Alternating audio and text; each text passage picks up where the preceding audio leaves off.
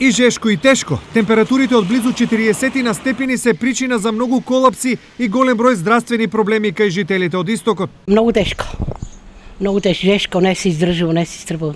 Баш напротив, синоќи ми се беше така слушило, не знаем што да правам. Стегнаме во градите, многу тешко. Многу, кој имам висок притисок, не можам да издржам. Тешко е, жешко. Треба се спазува. Само во Штип, дневната брза помош има над 70 интервенции, главно на колапси, висок крвен притисок, вртоглавици, но и цревни инфекции, особено кај децата.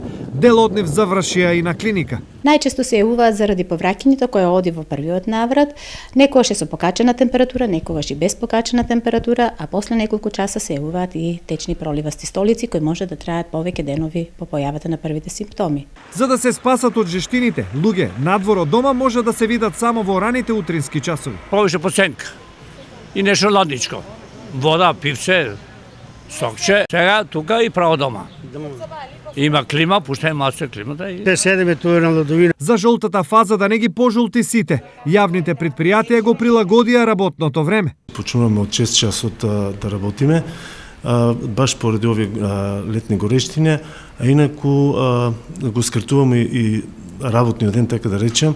Значи работиме од 6 до 1, меѓутоа поради овие летни горештини некогаш завршуваме со работниот процес некаде и во 12, 11 или 12 саатот. Работното време на комунална хигиена, на водовод и канализација е започнува од 6 часот утринава до 11 часот, значи за ручек, и потоа имаме втора смена од 15 часот до 21 часот навечер. Добра, но во исто време и многу лоша вест е што заладување се најавува веќе од утре, но синоптичарите предупредуваат на нагол пад на температурите.